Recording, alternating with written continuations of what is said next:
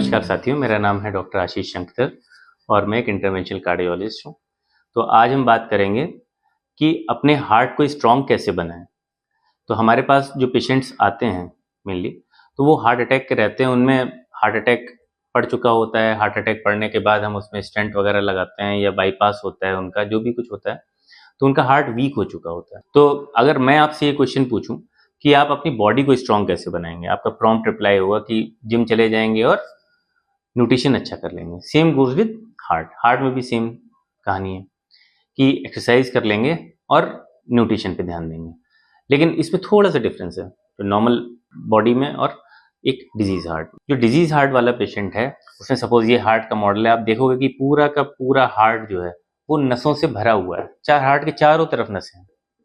Heart को चारों तरफ से अगर आप देखेंगे तो इसके पाएंगे कि सब तरफ इसमें नसें हैं। हार्ट एक एक्टिवली पंपिंग चैम्बर है बॉडी का, जो हमेशा जीवन की शुरुआत से अंत तक धड़कता रहता है। अब अगर इसमें हार्ट अटैक हो गया तो एक पर्टिकुलर आर्टरी में अगर ब्लॉक हो जाता है, सपोज यहाँ पे ब्लॉक हो गया, तो उसके आगे अगर ब्लड नहीं जा रहा है तो वो हार्ट वहाँ पे कमजोर हो जाता है।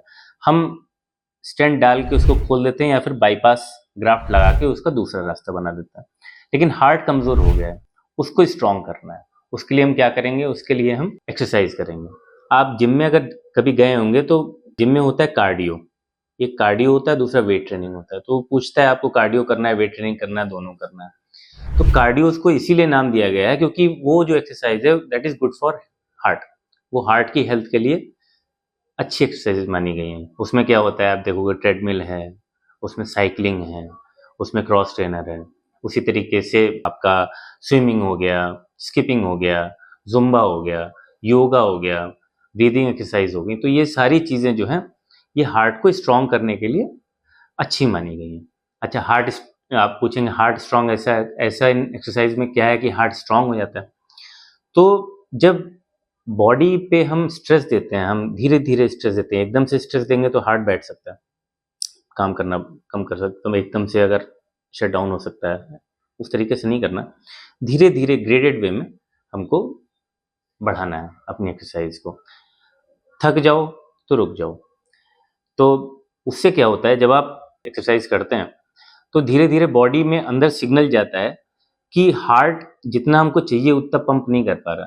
तो अंदर सिग्नल जाता है कि हार्ट में तो ब्लड सप्लाई हो गई है कम, तो इस ब्लड सप्लाई को बढ़ाना है। तो एंजियोजेनेटिक जो ग्रोथ फैक्टर होते हैं, जो जो बॉडी के अंदर जो केमिकल्स निकलते हैं, तो वो और एंजियोजेनेसिस करवाते हैं। एंजियो मतलब नस, जेनेसिस मतलब बनाना।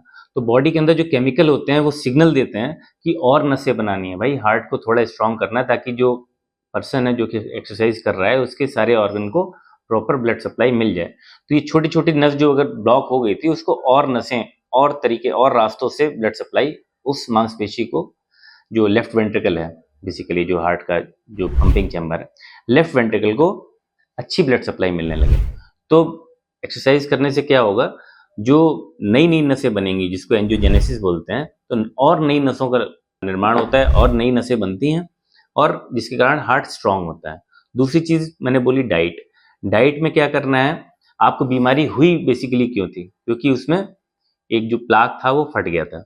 प्लाक किसका बना होता है? जैसे इस मॉडल में देखेंगे कि जो ये नस थी, फिर ये वाली नस आई, इसमें प्लाक, ये येलो कलर का प्लाक बनना शुरू हुआ, फिर ये प्लाक बन के बड़ा हो गया जिसने नस को बंद करना। ये सारा कुछ फैट का बना हुआ।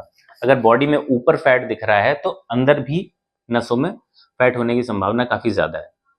तो इस तरीके के जो फैट, आपको मोटा नहीं होना है, क्योंकि जो फैट अगर आएगा, अगर अंदर आएगा, उसके साथ साथ ऊपर भी तो आएगा। तो हमको मोटा नहीं होना है, अपना वजन नहीं बढ़ने देना है।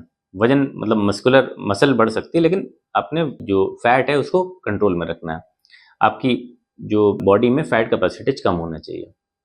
तो इससे आप दो चीज़ें मैंने बता दी कि आपको एक्सरसाइज करनी है जिसके कारण नई नई नसें बनेंगी, मतलब सप्लाई बढ़ गई, और दूसरा हम अपनी डाइट को कंट्रोल रखेंगे जिसके कारण जो नई बीमारी है वो ना बन पाए, और जो नसें जो बची हुई अभी सही नसें हैं उनमें जो बीमारी है वो ना बढ़ पाए। तो इस तरीके से हम अपने आप को स्ट्रॉन्ग कर सकते हैं। इसके साथ साथ जो साथ की बीमारियां, जैसे कि हाइपरटेंशन हो गया, मतलब ब्लड प्रेशर, या डायबिटीज़ हो गया, या आपकी स्मोकिंग हैबिट्स हैं या टोबैको च्यूइंग हैबिट्स हैं, इन सबको बिल्कुल नहीं करना है। इस तरीके से अपने हार्ट को आप स्ट्रॉन्ग रख सकते हैं। और last but not the least, दवाइयाँ कभी नहीं छोड़नी है। आपको तमाम लोग तमाम चीज़ें बताएंगे, कई सारे लोग दवाइयाँ, मैं बार बार बोलता हूँ कि दवाइयाँ नहीं बंद करनी है, और वो लोग साल भर खाएंगे, 2 साल खाएंगे, उसके बाद छोड़ देंगे, भूल जाएंगे। दवाइयाँ कभी बंद नहीं करनी है। तो आज के लिए इतना ही, धन्यवाद।